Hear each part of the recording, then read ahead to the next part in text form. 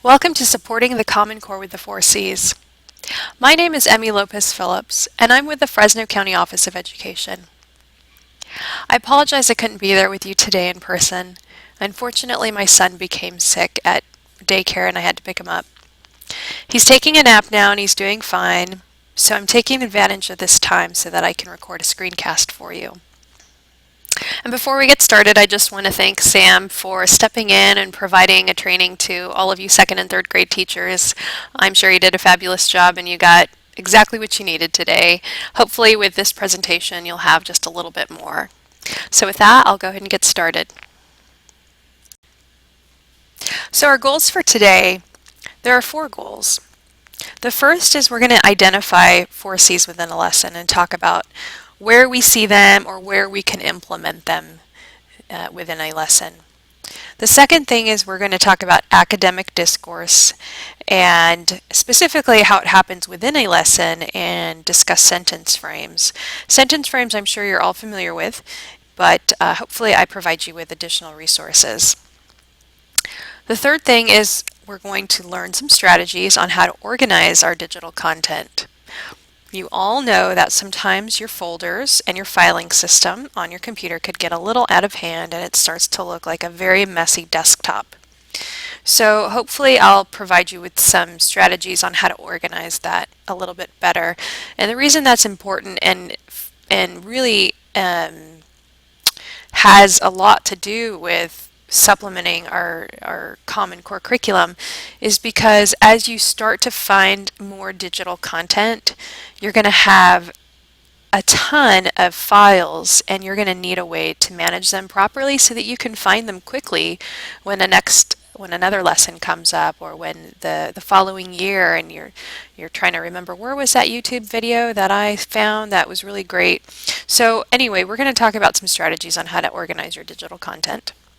And then the fourth thing is we're going to learn how to search the internet effectively so that we can find really good resources that align to the 4Cs. So I'll be showing you how to do some Google advanced searches. Okay, the 4Cs. The 4Cs are considered super skills. And the Partnership for 21st Century Skills was a federally funded organization that was comprised of educators, policymakers, and corporations, folks from all over, came together and they wanted to examine what is it that students need when they leave high school so that they can become employable. And considering that we are now in the 21st century and so many of our jobs are becoming more innovative and even reinvented, what is it that children need? What are the skill sets that they need in order to be successful so that when they get into the workforce they have those skill sets? And so out of all of the surveys and data that was collected and the interviews and the reports that were written, out of all of that, the partnership was able to come out with the 4Cs. So the 4Cs are communication, collaboration, critical thinking, and creativity. And we're going to get a little more into detail about each of them and specifically look at within a lesson how you can pull them out. But I want you to know that within all of these skills, you have the integration of technology and you have the integration of language arts and math and the sciences in every subject area. These aren't standalones. These are just more like big ideas. They're called super skills because the hope is that a student can communicate face to face, but also online within an email. It can communicate effectively in all aspects of their life with adults, with peers. If they were in a work situation, they could communicate effectively with a boss or with a colleague or with a subordinate. So communication can be looked at in a very holistic manner. The other thing is that it's important to remember is that the 4Cs are embedded within the Common Core and did help provide information to the authors of the Common Core standards because they saw how critical these were. They knew that it was important to start embedding them.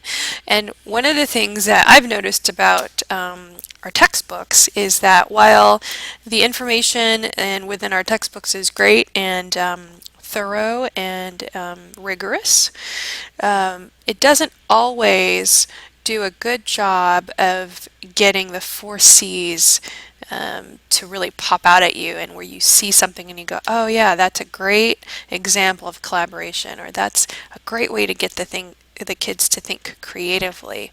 And so what I'm hoping I could do for you today is kind of walk through a lesson, kind of a weekly unit, part of a unit, and then talk about how the four C's could really beef up that particular lesson.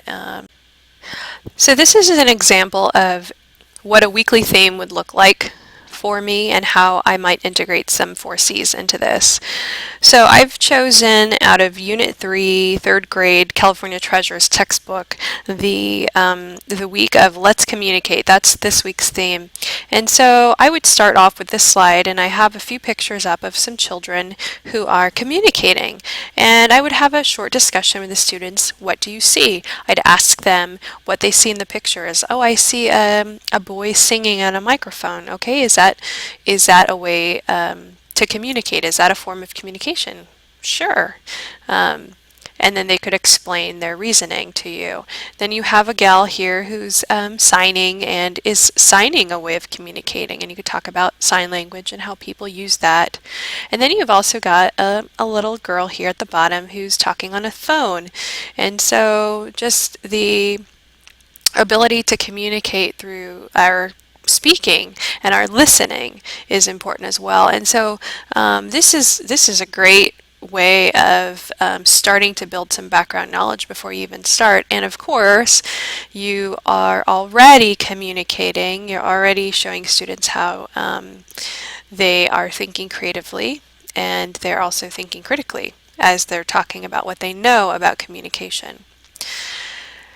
Then what I would do is start with my week at a glance. I always show this to my students because I think it's important that they see where we're going for the week.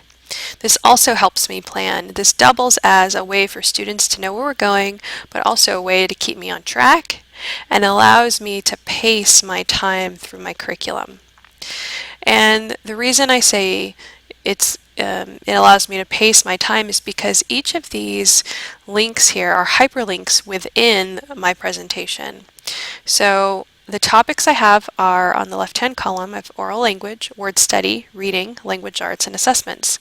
And you'll know that those are also the components of a weekly lesson within the Treasures textbook. So I start off on Monday with a focus question, and so when I click on that, the focus question comes up. What are some different types of tools that people use to communicate with each other? So we built some background knowledge already with the first slide, which was my introduction to the week and the theme. But now we're gonna think a little deeper about what are some different types of tools. And so this would be maybe a think, pair, share activity where you get students to communicate and collaborate as well as think creatively. You can have them draw the pictures. You can have them just write them down, write the tools down, and then prepare to share. What I've done here is every time you see this little cell phone at the bottom corner, that's actually a hyperlink that takes me back to my main page. This is key because this is what helps keeps me on time and helps me pace my lesson so that I don't get off track with one thing. So I can always go back to the main frame. So after we've talked about the focus question and the students have had a chance to share, then we go back. All right, students, so the next thing that we're going to do is story read aloud. So I click on that. So the read aloud is going to be election day. And I have a little image here to show them, what a voting booth might be. I even hyperlinked to a YouTube video which is the, and I won't click on it, but it's the all about elections on Sesame Street. So if I felt like my students still weren't quite understanding what election day meant, I could show them a little clip of a YouTube video, or maybe Brain Pop if you have access to Brain Pop or Discovery. So you can find a video that is that maybe gives a visual representation of an explanation of Election Day, and you can link to it. That's a great way to infuse a little more visuals, and especially for your visual learners and your auditory learners. Okay, so after I read aloud Election Day. Okay, moving along to word study, we have two links, vocabulary and spelling pretest. And so when I click on vocabulary, you'll see the 3 vocabulary words that we are going to study will pop up. And it's not just the words, but it's always the word and some kind of visual that represents that word. This helps the students identify it visually as well, so they have something to remember it by. Moving back, spelling pretest. This just gives me a space to make sure that I give the spelling pretest. Perhaps if I use a worksheet that looks just like this, I can refer to make sure you put your name at the top and number correct at the bottom, that kind of thing. So it's a great way to show them what they're looking at on the big screen. Then we move down to reading, and the story selection for this week is high-tech bullies. So I use this as a placeholder to build some background knowledge around what they know about bullying. Have they ever been bullied? Why is bullying a bad thing? Why would we have a no bully zone? What does that mean? And so I have instructions on where they need to turn in the textbook. Then we move down to language arts, and language arts will always include a daily writing and daily language lesson. So for daily writing, today you're going to pretend you're a politician running for office, write an email to the teachers in your school reminding and encouraging them to vote. And I like this quick write because it's short. It's something that they can do if you're in a one-to-one situation. Of course, they can type out their email. They're practicing their keyboarding skills, which is also a technology skill that they need. But you could do a little bit more with this. When they're finished, what could they do with that writing? Well, maybe they can create a poster that hangs in the staff lounge. Or maybe they can work together in groups and come up with ways to advocate to teachers that they need to make sure that they vote. So there's a lot of room for creativity in your lesson design with this particular lesson. And the textbook doesn't give you more to do with this. It just gives you kind of the essential, here's the writing prompt.